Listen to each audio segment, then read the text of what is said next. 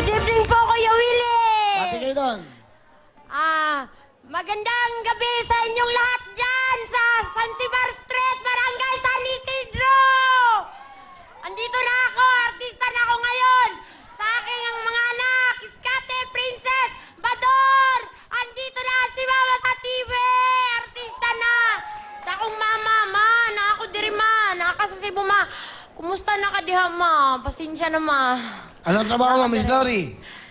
Pinikap driver, Kuya Willie! Pedicab driver. Ang mister mo, anong trabaho?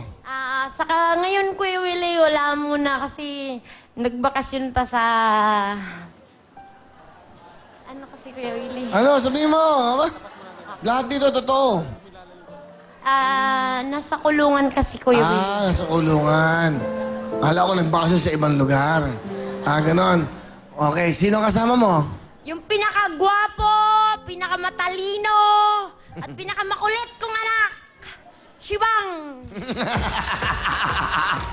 Shibang! Kamusta ka, Shibang? Ilan taon ka na, Shibang? 11 po, Kuya Will. Nag-aaral ka ba? Opo. Okay, ano gusto mo sabihin kay nanay? Ma'am, maraming salamat po sa pagpapalaki po sa amin kahit wala po si Papa. Nag-aaral naman po kami ng mabuti para po magkaroon kami ng magandang trabaho. Mahal na mahal ka po namin, I love you po. Mahal na mahal ko kayo mga anak ko. Shibang, alam ko, kaya mo yan. Tumawag ka lang sa kanya, alam mo na yon. Tutulungan tayo niya, kaya natin to kahit tayo-tayo lang. Mahal na mahal ko kayong lahat. Sa'yo, mister, baka nanonood. Yun yung camera. Ben, kung nanood ka man ngayon, pasensya na, hindi na kita nadalaw. Wala kasing pere.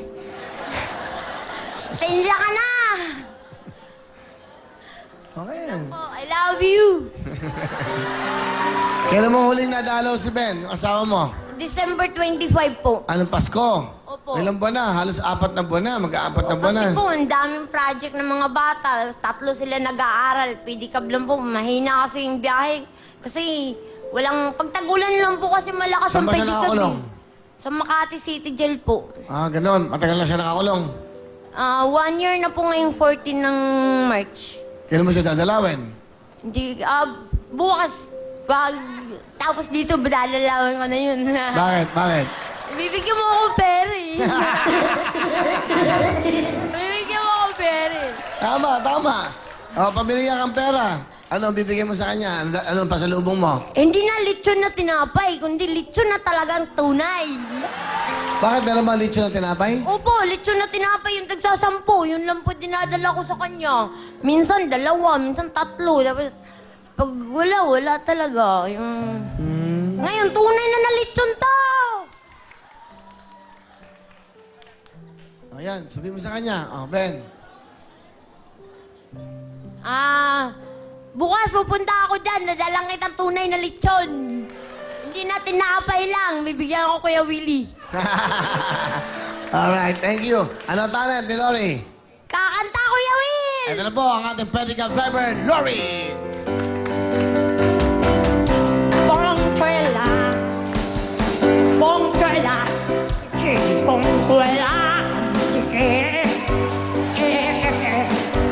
adobo chicha, bong tunang, amo chike, kering wong choy, toro kong loy, kering bobo chicha, chidi kong tunang, kering jodoh yang ako, chike, Jodoh kongkong yo, jodoh kongkong blok, sering bobot kita, sering kongkong blok, sering blok, sering kongkong, jodoh kongkong blok, sering kongkong lah, ang bobot kita, sering kongkong nang, sering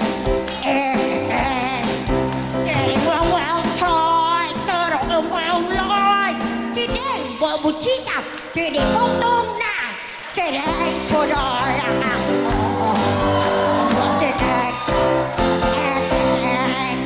Thank you very much. Miss Lori, meron kang 5,000! Thank you, Kuya Will. Alright, at ito naman si Miss Rani. Miss Rani, bati ka muna. Magandang gabi po sa inyong lahat. Lalo-lalo na po sa mga taga-Limay, Lamaw, Bataan, lalo na po sa Ayam, tsaka sa Malbar. Binabati ko po yung nanay ko. Sorry, Nay. Di kayo nakasama. Si Owel, yung siyang may gusto eh. Sorry talaga na yan. Binabati ko rin po si Kuya Jaime Severo dahil kundi dahil sa kanya, hindi kami makakarating dito kasi hindi niya ala kaming pamasahe. At binabati ko rin po lalo na po sa lahat yung mga anak kong naiwan sa bahay. Mag-aral kayong mabuti, lalo na po yung panganay ko, Ginelli, nag-iisa ka lang. Mag-aral ka sanang mabuti. Tsaka yung pagte-tennis mo, galingan mo. Ano ang Yun trabaho lang. mo, Rani? Welder po. Isa kang welder. Opo. Ang asawa mo, ano trabaho? Scaffolder po. Yung sa mga scaffoldings, gano'n ba? Yes, sir. Nag-aayos ng mga ano. Okay. Ilan ang anak mo, Rani? 4 po. Sige, pakilala mo sa amin ang iyong kamakasama. Pinapakilala ko po sa inyong lahat ang aking anak na mahal ko, si Jomel Severo, at ang aking mahal na asawa ko ulit, si Jonel Severo. Magandang gabi, Kuya Will, at saka sa lahat ng nandito ngayon sa studio. Ano gusto mo sabihin sa misis mo? Deleng, Oh, Deleng ko, yes. salamat. Kasi, tinanggap muli ako. Sa almost 5 years nating hiwalay, hindi mo pinabayaan yung mga bata. Ngayon na tinanggap mo ako, uli, hayaan mo na kung ano naman yung mga nagawa kong pagkakamali noon,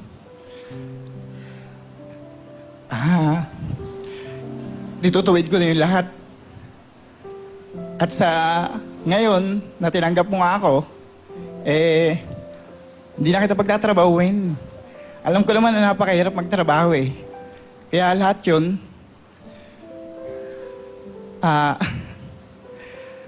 gagawin ko. Tsaka maraming salamat ulit. I love you. Daling. Sa iyong anak, Jomel, ano gusto mo sabihin sa mama mo? Masalamat po sa pag-iingat niyo po sa amin namin mga magkapatid. At I love you. Sana galingan niyo po para manalo po tayo. Magpapasalamat sa asawa mo. For 5 years, tinanggap mo siya. Bakit? Nagkahiwalay kayo. Kasi hindi po kami, madalas po kaming nagtatalo. Tsaka meron po siyang mga bagay na masakit po sa damdamin. Tapos po, iniwanan niya po kami. Sumama po siya sa ibang babae. Nagkaanak po siya nun. So, yun po. Hindi ko po natanggap yun. Sobrang sakit ho. Then, nung pong naghiwalay kami, napabayaan niya kami ng mga anak ko. Nag-aral ako ng TESDA ng cooking, una. Hindi po ako mapaghanap ng trabaho. Tapos, meron pong sumunod na pa-training ang TESDA sa welding. Doon po, yun, nung nag-training pa ako ng welding, katatapos ko pa lang, hindi ko pa nakukuha yung certificate ko, napasok na ako agad ng trabaho. Doon ko po, tinataguyod yung mga anak ko, doon po nanggagaling, nagtrabaho po ako. Napakahirap po ng trabaho namin. Ano gusto mo sabihin sa asawa mo? Dahiling ko,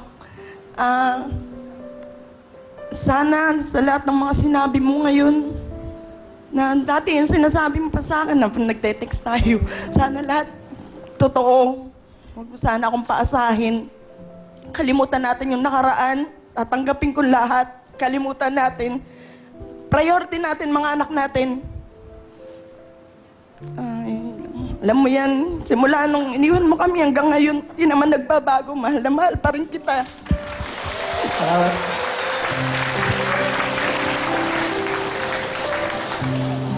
Bilib ako sa asawa mo, ha? Nagkaroon ka na ng anak sa iba, tinanggap ka pa rin. Swerte ka, may asawang ganyan, may babaeng ganyan.